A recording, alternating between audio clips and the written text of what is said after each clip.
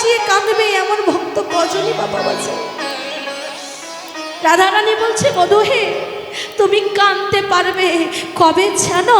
যেদিন তুমি ওই রাজ সিংহাসনটা ছেড়ে দেবে, যেদিন তোমার গায়ের সোনাদানার অলংকারগুলো খুলে ফেলবে, যেদিন তোমার মাথার থেকে রাজ মুটুকটা খুলে নামাবে, যেদিন তুমি আমাদের মতন দিনহীন কাঙাল হয়ে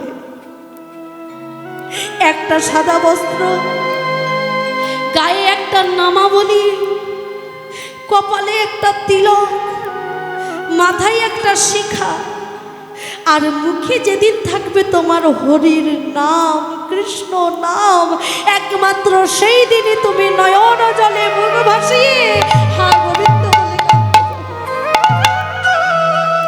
আর সেটার জন্য তোমাকে যেতে হবে সাধুগুরু বৈষ্ণবের বাজারে, সাধুগুরু ভক্তের বাজারে, যে ভক্তদের কাছে তোমাকে প্রেম ভিক্ষা দিতে।